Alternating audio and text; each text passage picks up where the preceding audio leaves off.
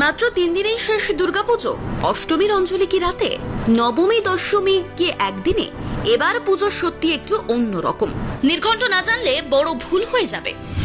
পুজো আসছে, এবার দেবী দুর্গার দোলায় আগমন, যার ফল মারাত্মক। শাস্ত্রে উল্লেখ রয়েছে, দোলায় বা পালকিতে চড়ে মর্তে দেবীর আগমন ঘটলে মহামারী, ভূমিকম্প, যুদ্ধ, খরা ও অতি মৃত্যুর সম্ভাবনা বেড়ে যায়।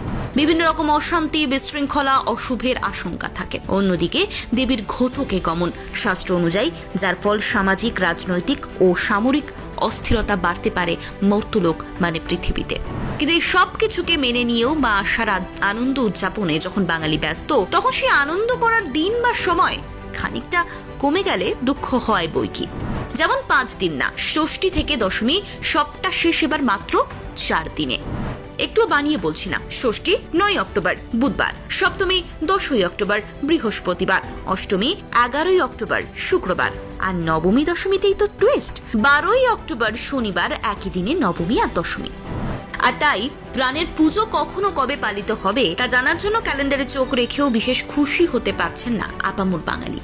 হিন্দু চন্দ্র ক্যালেন্ডারের মতে কবে পড়েছে মহালয়া, কবে থেকে শুরু হচ্ছে মহাষষ্ঠী, তা জানলে এখন থেকে অনেকগুলো প্ল্যান করে রাখা সম্ভব হয়। কিন্তু মাত্র 3টে দিনে কিভাবে কোনো প্ল্যান অ্যাডজাস্ট হবে সেটাই এখন বড় চিন্তা। যদিও অনেকেই বলছেন শুরুটা পঞ্চমী থেকে হতে পারে।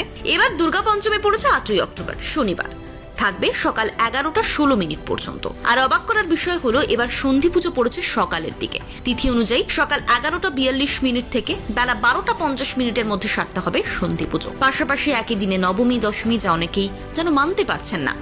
আশ্বিন মাসে প্রায় 10 দিন ধরে দুর্গাপুজোর উৎসব পালিত হয়, যদিও প্রকৃত অর্থে উৎসব শুরু হয় ষষ্ঠীর দিন থেকে। যুগ যুগ ধরে বিশ্বাস করা হয় যে এই দিনই দেবী দুর্গা মর্তে এসেছিলেন। দুর্গাপুজোর 5 দিন মহাষষ্ঠী, মহাসপ্তমী, অষ্টমী, মহানবমী এবং বিজয়া দশমী হিসেবে পরিচিত। এটা সকলের প্রায়ই জানা।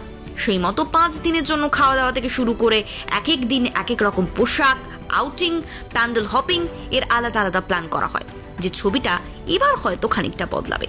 এ যেন ছক ভাঙা দুর্গাপুজো, যে পুজো বা উৎসবের আনন্দে গা ভাসানোর জন্য এবার মানুষ উদ্গ্রীব অনেক কম।